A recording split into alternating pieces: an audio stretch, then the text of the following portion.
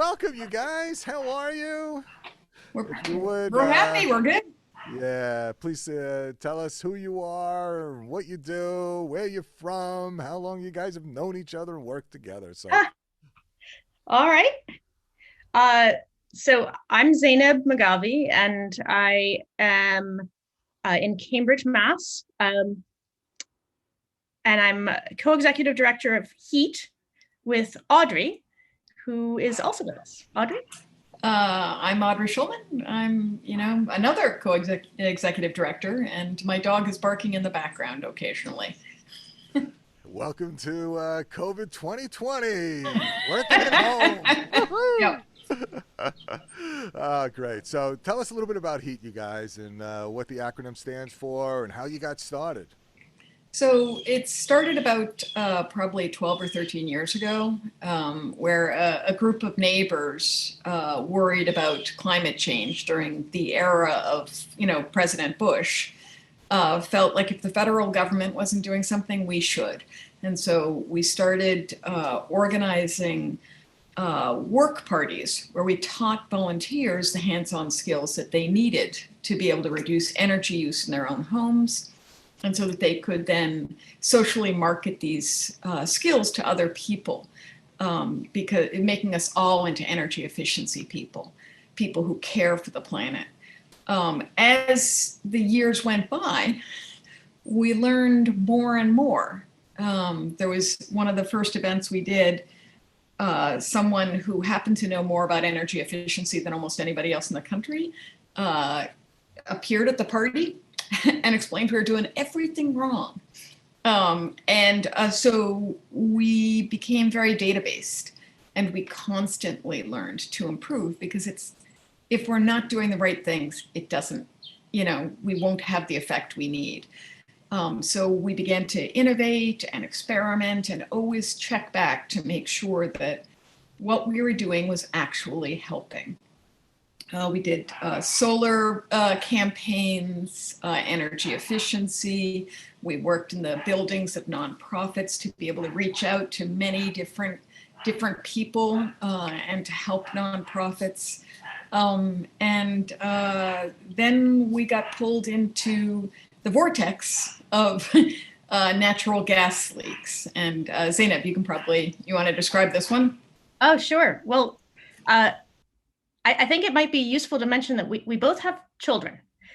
And I actually got, while I was neighbors with Heat and participated in some of the work parties with Audrey, rather, participated in some of the work parties in the beginning, I got more pulled in because I was volunteering for Mothers Out Front, which was a group of moms coming together to mobilize for a livable climate for our children. And we had identified methane as a kind of greenhouse gas on steroids, and its rapid 84 times impact of carbon dioxide in the first 20 years. If you flip that, and that's scary, but also it means if you cut methane, you get bigger impact faster. So it's also it's a huge lever in a positive sense. And so we were working on reducing the methane that was just gushing out of our state in more than 16,000 gas leaks. Wow. And if it is shocking, and yet we found that many old systems around the country are similarly crumbling. And just to be clear, these are natural gas pipes under the ground. Not these are, and reported by utilities. Yeah. Oh, And some of the pipes in Boston and our neighboring areas they were put in the ground in Lincoln's presidency, and they are still there and still working, which is actually kind of incredible. And like other problems that we still have from that time, they are leaking at every joint often, and they're big and heavy. Again, impressive, but long past the time when they need replacement. Wow. So there was natural gas during the 1800s. I didn't realize that. Yeah. yes. Oh Yeah. my And gosh. so we've seen some of those pipes when they pull them out of the ground, and they look sort of like what you'd expect them to look like. Yeah, oh my gosh. And then there were also some catastrophes, right? Some accidents, explosions, right? Could you talk about those and what happened and what did you guys do? Yeah. So even though we'd been working on this gas leaks, mapping gas leaks in communities, and figuring out how to find and fix the biggest ones to cut the methane fastest, which is what our focus was for that project. We're continuing to do. Even though all of that, when the gas system collapse happened in the Merrimack Valley in the fall of 2018, we were stunned. One mistake, human error, and 8,000 homes lost their gas, and they had to shut down the electric, and the gas blew out of all the cracks and all of the appliances. There were 71 simultaneous house fires. And we should explain that the reason for it was they were replacing an old gas main. So in hopes of improving the situation, they were installing a new fossil fuel pipe, and something went wrong. So sorry, go ahead, Zeynep. Yeah, and the reality is that gas is explosive, and it lights on fire. That's what we do. We pipe it into our homes and we light it on fire to cook and heat our homes. And so there's just an inherent hazard in it. And honestly, the fact this doesn't happen more often is a tribute to all the guys out on the street who are trying to keep us safe. And still, it unfortunately hit a community that was already struggling, a vulnerable community, one of the lowest income per capita in the state, even in the country. And we had been doing these events in our area of Boston, where we were teaching people and telling people and sharing a taste of the future with induction cooktops. And so we had a stack of portable induction cooktops for these events we'd been running. And one of our great allies, Nathan Phillips, he said, well, why don't we bring the cooktops to the people so they can heat water and cook? And so we said, great. And we started collecting more induction cooktops, and he started a GoFundMe, and we got a GoFundMe going, and then we got donations. And we ended up with over 700 induction cooktops delivered individually to people's homes. And we started delivering them about a week before the National Guard started bringing hot plates. And when they started doing that, we turned to focus through some amazing allies on the ground that we met on those households that might need more or not have been helped by the system. I'm not saying that clearly, but it's a very immigrant community with a lot of language barrier and large families, and not everyone was getting reached despite the effort of the National Guard.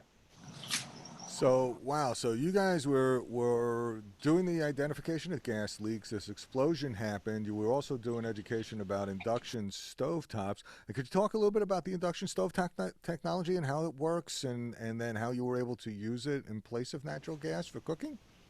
Yeah, so we identified gas cooking as one of the main barriers to people transitioning to greenable electricity, right? In order to move forward to a better, to a lower emitting future, we have to all move to electricity and then produce that electricity with renewables. So one of the main barriers to that is people think that gas cooking is the best, right? That whole cooking with gas concept. And it's not. Induction cooking is faster. It's better for the indoor air because you don't have all that combustion in the house. It's more precise, and it's just fabulous. So we started having these, the way it works is there's an electromagnetic field. Am I saying that right? I haven't. It basically moves. It's a magnet in the stove that moves back and forth and back and forth really quickly to create heat, not in the burner, but actually in the pan. Yeah. And so, yeah, go ahead, Zeynep. So another way to say it is that it uses an electric current to rapidly oscillate a very local magnetic field, which you have to have a pan that has iron atoms in it. And it basically makes the iron atoms jump around really rapidly. And so the pan itself, the inside of the material of the pan itself, grows hotter. So that the burner doesn't grow hot, the air around it doesn't grow hot, you don't grow hot, just the bottom of the pan. And it's much safer that way. I have unfortunately a gas stove in my house, and when my mom's around frequently, she'll turn it on, the burner won't catch, and there'll be gas everywhere, or she'll turn it on and she'll forget, to get water, and she'll forget to turn it off. And that's ridiculously unsafe. And if you do that with induction and there's no pan on the burner, nothing happens, right? So it's way safer. So I think the thing that we were trying most to communicate in these events was a lot of people feel like being green involves a degree of sacrifice, that it's harder, that it's less than. And there are so many cases where it's actually better. It's just categorically better. And induction cooking is one of these. It's not that we need to go green. It's faster. It's more precise. It's more efficient. It's cleaner. It's healthier. Like there's almost a degree of wonder at how good a deal this is. And Europe is ahead of us. It's been a dominant portion of their cooking market for 40 years. It's not a brand new technology. Our storyline, our narrative in this country about cooking with gas has kept people from seeing this. And honestly, your grandmother's old electric stove with the burner that got really hot really slowly, that idea, that narrative of electric cooking has also gotten in the way. So once people try the induction cooktop, which is why we're going out with these cooktops initially, once they try them, their whole idea changes. Wonderful. So these induction cooktops then, compared to gas, they're more precise, they're faster to heat water, you can control them better, there's no external heat, so you don't have to worry about that. There's no emissions, so you don't have to worry about the carbon dioxide and nitrogen oxide, so the air quality in your home is better. I heard a statistic that actually if you have a gas stove, the chances of childhood asthma increases by like 42%. Well, there's a convincing study that does show that correlation, and honestly, it just makes sense. We have any number of studies and evidence that NO2 is a asthma trigger. It's a known asthma trigger. And we also know that burning gas produces NO2. We also know that people don't necessarily turn on their hoods. Their hoods aren't necessarily connected to outside, and our houses are often quite air sealed, and particularly in the winter. So it shouldn't be surprising, but the truth is just no one started talking about it or looking at it. The data's all there. Yes, it's not great for indoor air quality. So if somebody has a gas stove these days, the best thing they can do is first make sure that their ventilation system is hooked up, that it is hooked up to outside, and they should run that ventilation system whenever they're cooking, because otherwise what's happening is they're really poisoning their air. And I've heard the statistic as well that if you had an indoor air quality test or an air quality test and you looked at the air quality in a home with gas as a heating source, as a hot cooking source, the air quality could be so poor that if it was outside, you'd be illegal. So, yeah, a recent study with some friends at the School of Public Health actually did confirm that. Unfortunately, it's true, and I say that, and I don't like to panic people. And there are many hazards in our indoor air. You know, I'm not going to list them, but I think that running the ventilator has a large positive effect. So if you don't have a working hood that's hooked up, open a window or a door, just to clear out the air. And I want to mention too that the food in the pan you're cooking can also release VOCs and other chemicals as you're cooking it if you're burning something. So there's multiple sources of indoor air quality hazards, and cooking with gas is one of them, and one that we can eliminate because we have a better option. Yeah, Right. great. So induction stove tops are a much better option, faster, more controllable, no emissions, much better than gas, and also better than electric, the elements, right? And it's a whole Yeah. different thing when people think of electric Yeah. stoves. Okay, and then Oh, the drawback is it is a little more expensive. Is that the challenge? It's in, Home Depot sells them, IKEA sells them, and they can be approximately the same cost. But you also have the installation. So if your electricity in your kitchen isn't up to it, it's going to cost more. The same as if you had an electric stove and wanted to gas, you'd have to repipe potentially. But if your kitchen's up to it, then it should be approximately the same. Right, so because one thing to mention is that they're not more expensive in Europe, where there's a much larger market. It's just they've been a specialty market here. There are less of them available. One thing a lot of our allies have done is just purchase a single burner or a double burner and use that for the majority of their cooking, really minimizing their indoor air quality challenge. And you can get a single burner that's incredibly functional at IKEA for $50. for $50, wow. Yep. And those are the ones that we donated to the households in the Merrimack Valley. And I think there's a question of resilience there too, because the ability, so they had much lower electric capacity in their homes than was necessary to, for example, run an electric heater when their gas went out. So many of them had to move out because they didn't have the electric capacity. But these induction burners could boil water really fast without taking that much amperage. So they were able to use them to plug them into their 15 amp service and heat water fast, even though they didn't have a lot of electric capacity in the home. And that meant they could boil water to bathe their children and cook. Because the gas in Lawrence and the rest of the Merrimack Valley was not turned on, able to be turned back on for months, because everything in the affected area basically was blown out. Every appliance had to be replaced that was gas appliance. All the pipes had to be re-sleeved. Like, it was an enormous amount of work that had to happen. Wow. And it was it happened in September and went on for months into the beginning of the winter. Oh my gosh. Yeah, crazy, crazy. Okay, so we have across this country these aging gas systems. I still can't believe that they've been around since the 1800s. I didn't realize that. I knew they were 100 years old. I didn't realize that some of them are close to 200 years old.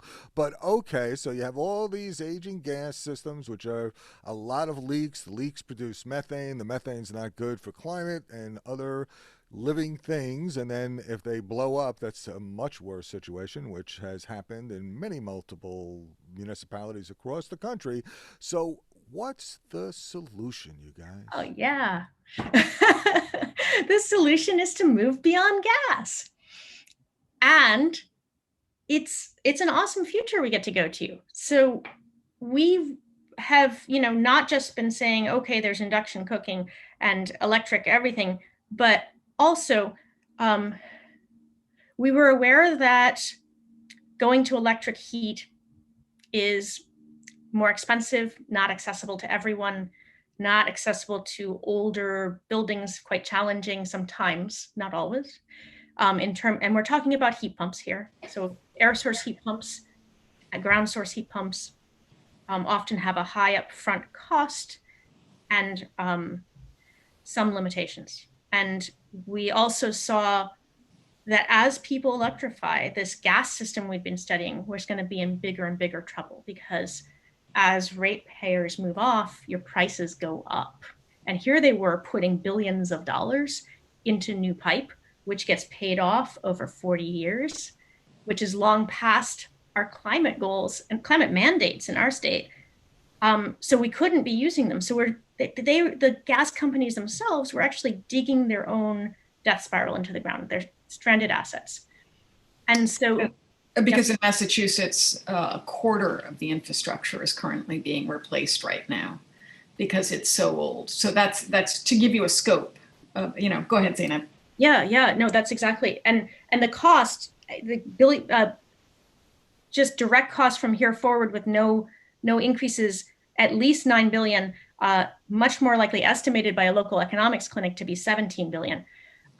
So it's an enormous investment in fossil fuel infrastructure that we know we're not going to be using. And so what we saw as unrolling before us in decades was the people with means and motivation electrifying, and the gas system becoming more and more expensive, more and more hazardous, and the people left on it, the most vulnerable, the elderly, the low income, right? Because they'd be the one unable to afford a new heating system, right? So they'd be stuck with the higher prices, et cetera. Go ahead. So we felt like that wasn't a plan. It wasn't a good plan, at least. And so Audrey started downloading data and figuring this out. And you want to describe pruning the tree, Audrey? Yeah, so going back to Nathan Phillips, who we mentioned earlier, he's a tree physiologist. And so he, as we looked at this gas infrastructure replacement, he said, you got to think of the gas infrastructure as a giant tree with its branches spread across the state. If you want to bring down a big tree in a crowded area, you don't saw through the trunk and call out timber. You bring it down in stages. And so what we had to do was somehow come up with, start to prune the tree back and replace it with something else, some new type of tree that could gradually grow, that we could seed in different places and grow out from there. Go ahead. And we saw we had this process already in place. We were going into our communities, ripping up the streets, taking out the old gas pipe, and spending money on putting something new in. So we said, well, if we pull out that outside branch, what could we do instead? And we made a list of what we wanted. We wanted it to be safer, lower cost, zero emissions. What else? Oh, equitable, accessible to everyone. We wanted to keep good jobs for these workers we'd been spending time with out on the gas trucks, and so have it be more reliable, to more resilient, to change with the climate as it changes. I mean, this is a lot of people looked at that list and were like, okay, you guys are nuts. But we iterated on ideas and came up with the idea of interconnecting geothermal vertical boreholes and delivering kind of temperature to the customer homes where a heat pump is waiting to pull off either heating or cooling for their homes. And Audrey, do you want to describe it for a second? Yeah, so it's basically a networked geothermal or networked ground source heat pumps, depending on how you prefer to think about it.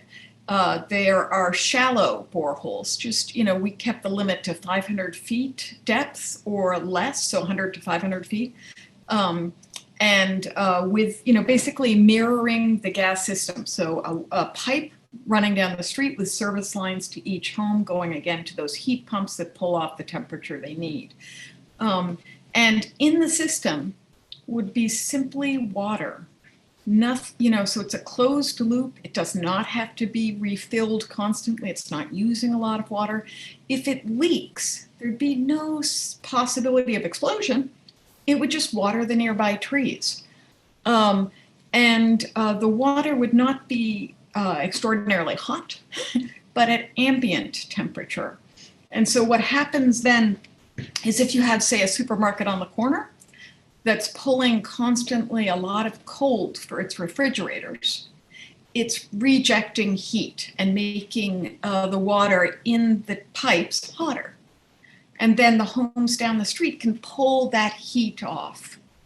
If instead nobody needs heat at that moment, it can be stored in the ground to be used later when it is needed, even months later. Go ahead, So Zeynep. it's an internet of energy, or it's the sharing economy of energy.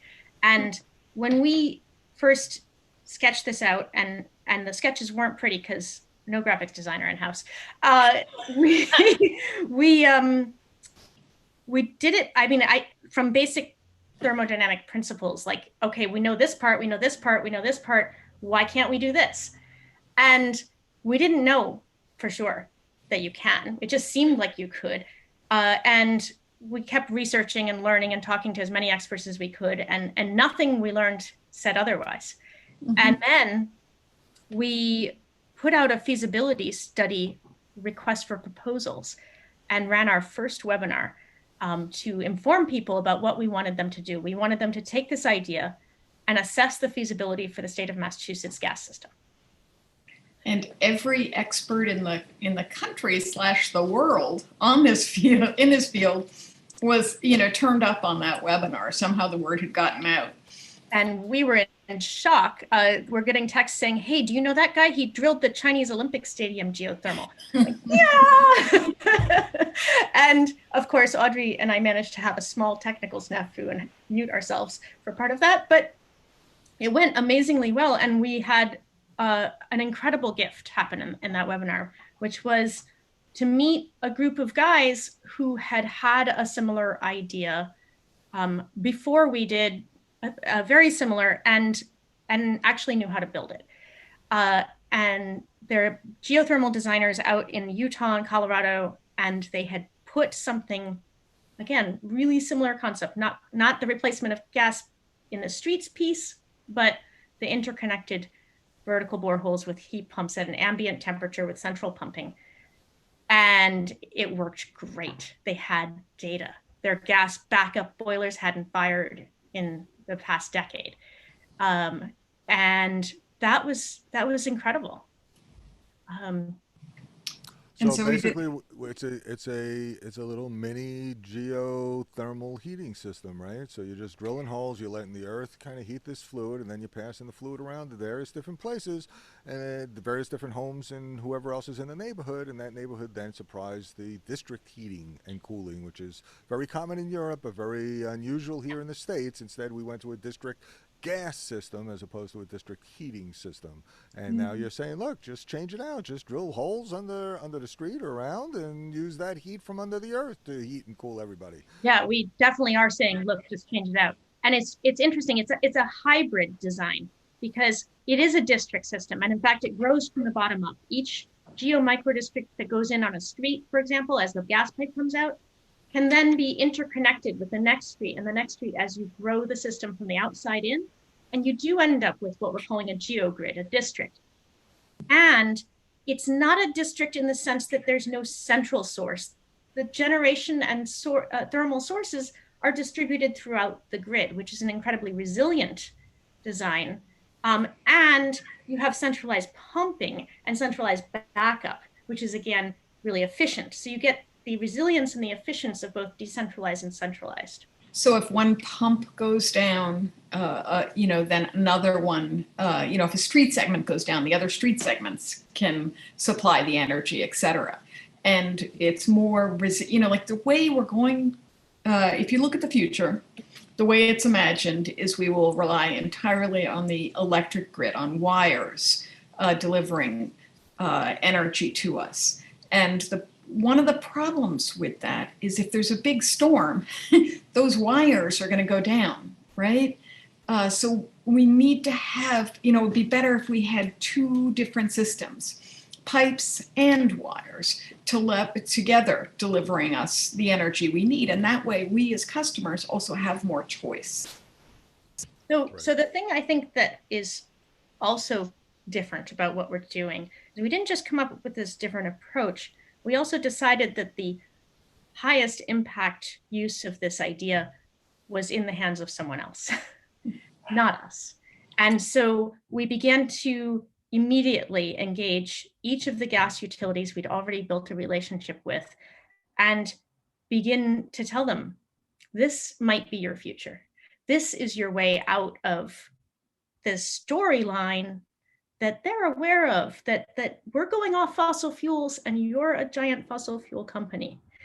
And they listened and started giving us information back. And that conversation is everything, because they say, well, we can do that, but we can't do that. And there's this regulation. And we say, well, you could do this. How about this person to talk to?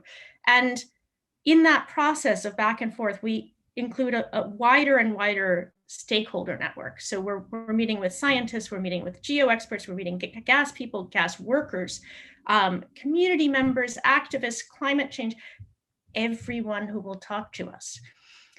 And in that process, the idea and the pieces get refined and refined and refined. And we run charrettes, which bring all the people together to talk to each other. The amazing thing is that it's not just an idea anymore. There are now 2 pilots going to be going into the ground, which is thrilling here in Massachusetts. The first one will be in the Merrimack Valley, which is the place where the gas disaster was. So the rightness, the symbolism of this is just beautiful. That this place that has had such tragedy happen will be the site where potentially this new system for, beyond gas first is installed.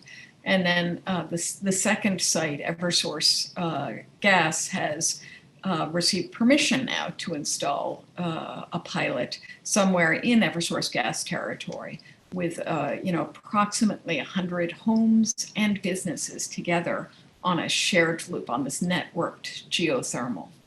To give you a sense of just how fast this idea is moving, we first met with the utilities and introduced the idea to them in 2018.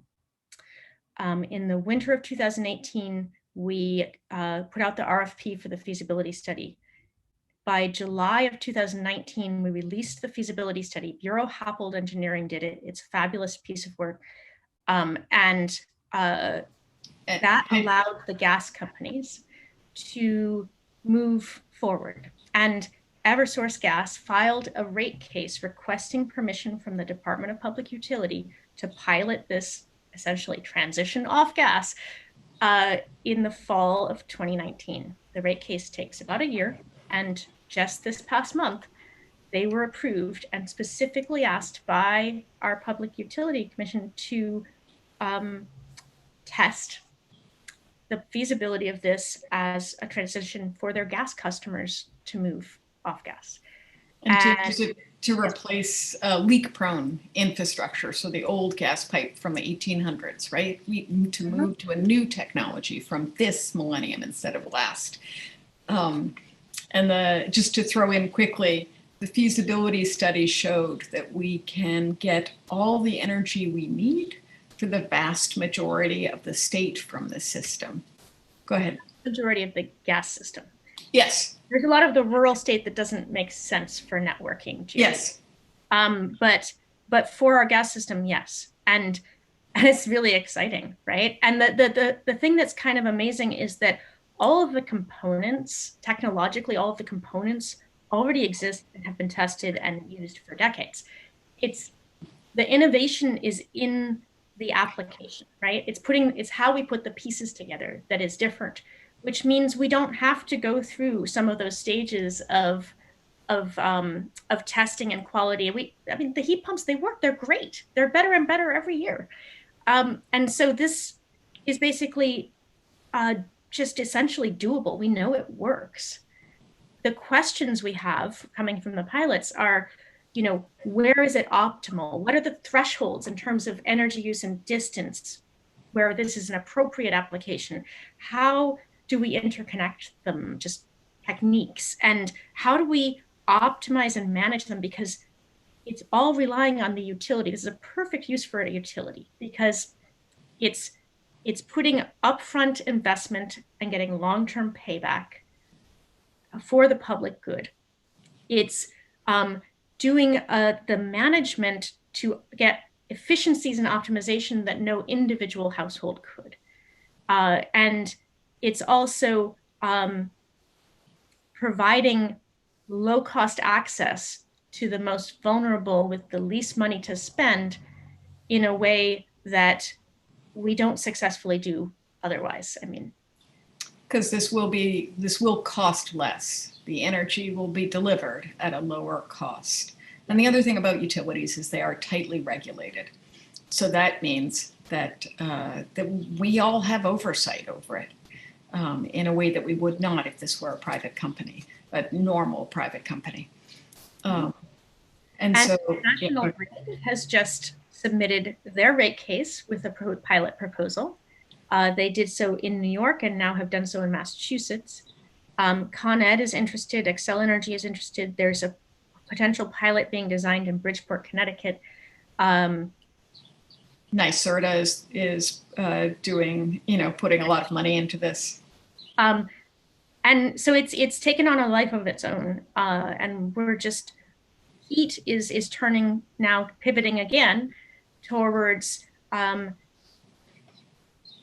guess, nurturing or incubating the idea across this new stakeholder network of all the interested parties by trying to we built a research team that can do the data collection, standardize the data coming out of each study so that we can compare across pilots and learn the most, and standardizing the evaluation as well for that process. And then creating a public data repository for every pilot going in so that it is for the public good. It's public money, it goes to the public good.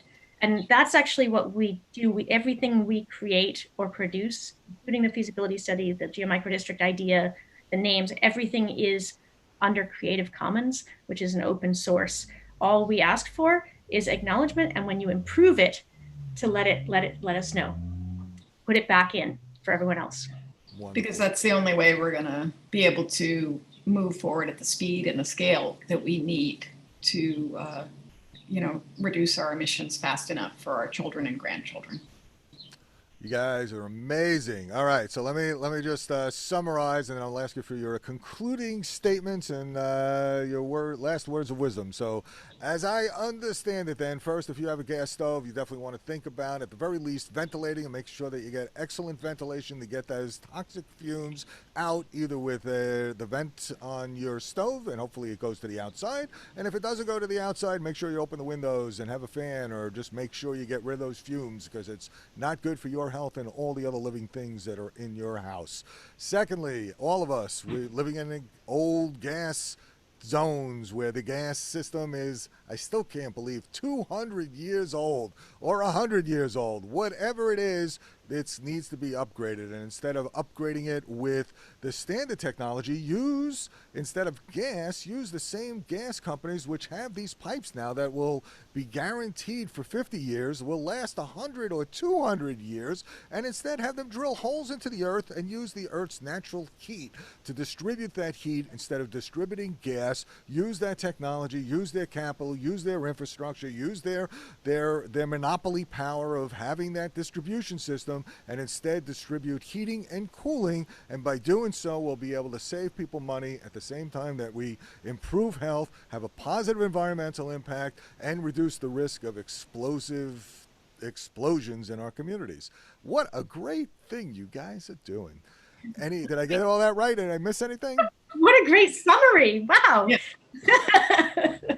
And we do, we'll throw in that the world can be better that we move to now. And I personally do, we both do this because of our kids. When I originally helped start Heet, I was angry all the time. I was angry at people because they were doing something horrible to my kids' future and to all the children I knew. And I could not understand that immorality. But now by doing this work, by taking effective action, by working with others who are doing their very best to fight this also. I'm no longer angry. Instead, I feel hope, and I feel that humans are so much better than I did a few years ago. Zeynep? Yeah, I at the time that I began this was just feeling a little bit powerless to affect the change that was needed. I saw the scale of the change needed, again, for my children's future, for all children's future, for this awesome world. It's a great world. And we're not doing right by it right now. And I just didn't have the capacity personally. And so what I had to learn was that I could do something about it if I worked with a large network of other people. And if we just opened ourselves to the risk of trying and really imagining what could be, and demanding of our imagination for that future to be not just okay, but better, exciting, something we want, something we look forward to, right? That we're proud to give our kids. And so it's been a total, I'm in awe of what we can accomplish all working together. And I'm also kind of at this point in awe of the opportunity that's in front of us. Audrey and Zeyneb of Heet, thank you so much. This was so fantastic.